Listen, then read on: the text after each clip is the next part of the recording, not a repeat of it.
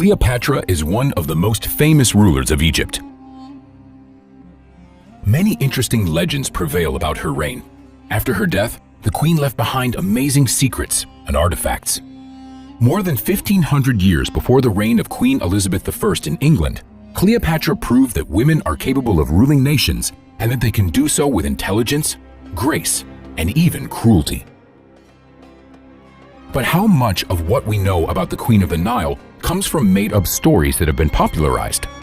It is true that fiction is oftentimes better known than facts, and it is the facts that become surprising and start to feel like fiction. In today's video, we'll try to figure out what is true and what is fiction when it comes to Cleopatra's life. Last fall, Israeli archaeologists carried out excavations in the National Park of Jerusalem. They came across an interesting artifact, an amethyst seal that was about 2,000 years old.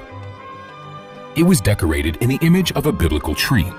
According to the legends, the tree's fruit was made to make balms and perfumes for the famous Queen Cleopatra. The artifact could have belonged to Cleopatra herself. Scholars believe that the depicted tree is a type of persimmon. In ancient times, the fruit was extremely expensive and was used to make incense. Some scholars believe that it was common to present that specific type of persimmon to Cleopatra as a gift. The fruit was used to make a special balm which changed the queen's appearance to make her look younger and more beautiful. This artifact can change history. If we can find that specific species of persimmon, or at least cultivated artificially, scientists might be able to create a rejuvenation treatment which would influence the future of humanity and the planet. Another no less interesting artifact that can also change history is Cleopatra's tomb. In fact, to this day, nobody knows for sure where the legendary queen is buried. Her burial site has never been found. This is surprising because archaeologists were able to locate the burial sites of pharaohs who ruled long before Cleopatra. Still, there have been serious advances in Cleopatra's case. Scholars may soon be able to announce a grand discovery. In 2020, an international team of archaeologists released preliminary data from the study of a closed tomb. In the ancient Egyptian city of popularized Magna, two gilded mummies were found in a tomb, one of which may belong to the queen. The first clue is that during excavations of the site, the head of a statue depicting Cleopatra was discovered. Secondly, the mummies were originally covered with gold leaf, which indicates their very high social status. Thirdly, the gold coating of one of the mummies had an engraved image of a beetle, which is a symbol of royal power. Finally, the remains of what are believed to be Cleopatra's ancestors have already been found in popularized Magna. These and other factors indicate that it is the queen's mummy that was found. If it is in fact true, then we will soon be able to learn even more about the queen. For example, we will be able to find out exactly how she died. After all, historians are still debating this. We might be able to find out how Cleopatra actually looked. In general, this queen's life is very unusual, mysterious, and interesting. It is known that Cleopatra committed suicide.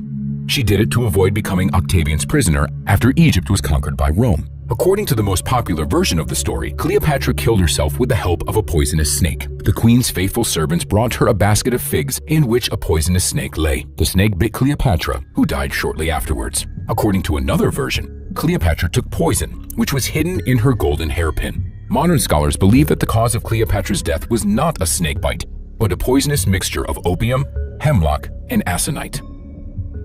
Such a mixture results in death within a few hours without any pain and without a change in the person's appearance.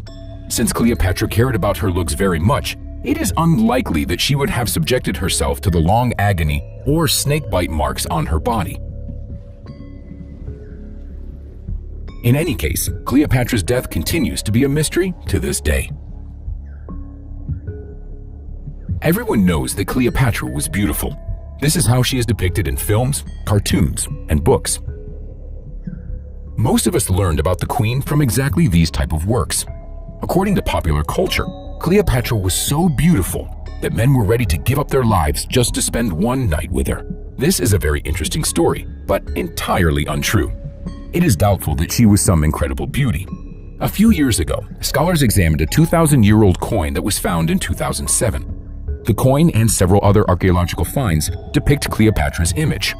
They revealed that Cleopatra was a completely ordinary-looking woman who clearly did not possess any kind of supernatural beauty. She was short, plump, and had a large, long, and wide nose, big eyes, and narrow lips. Despite all this, she was able to charm everyone. But how? The secret is Cleopatra's sharp mind. She was described as an incredibly smart and talented woman who spoke persuasively and confidently and knew a lot about astronomy, philosophy, mathematics, and linguistics. Cleopatra knew 7 to 10 foreign languages. Therefore, there were no translators at her court. Cleopatra was not only smart, but also an innovative woman. She had a huge influence on cosmetics of her time. Even modern women continue to use her personal care methods. Cleopatra was good at chemistry, which is why she was able to know a lot about different substances. For example, she knew that honey had antibacterial properties, which is why she regularly applied it to her face. She applied rose water in order to keep her skin soft and clean. Interestingly, this ingredient is part of many modern facial tonics and cleansers. Among other things, Cleopatra was well-versed in perfumery. She believed in the power of fragrance not only as a beauty product, but also as an instrument of political persuasion. Legend says that Cleopatra doused the sails of her ship in perfume before going on her first date with Mark Antony in order to make sure that he smelled her before he saw her. She also owned a perfume factory, which seems odd for a queen. However, if you can't seem to find the scent you're looking for, it might make sense just to open your own factory. Cleopatra even wrote down her perfume recipes in a book that unfortunately got lost. It is possible that it perished in the Alexandria library fire.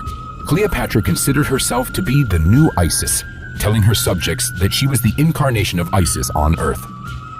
Not to be left out, Mark Antony also claimed to be the incarnation of Osiris. This does not mean that Cleopatra was devoted only to Isis. She was known to play the role of whatever goddess suited her best at the time. For example, when she sailed on her perfumed ship towards Mark Antony, she was dressed as the goddess Venus. Young boys dressed as cupids and maids dressed as sea nymphs were waiting for her. Cleopatra was a big spender. She squandered huge sums of money incredibly fast. She once bet Mark Antony that she could spend 10 million sestertii on one meal. That's equal to about $10 to $20 million today. She then asked for a modest meal. When her servants brought her a cup of vinegar, she took a pearl out of one of her earrings, threw it into the vinegar, and watched it dissolve. She then drank the vinegar, thus proving that she would do anything to win a bet.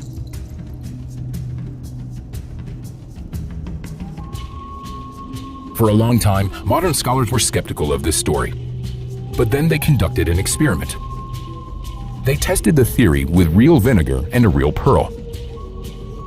The experiment confirmed that vinegar really does dissolve the calcium carbonate inside pearls, but it would probably take more than a day for the pearl to dissolve entirely. Friends, that's all for today. Like and subscribe to the channel. Thanks for watching. See you next time.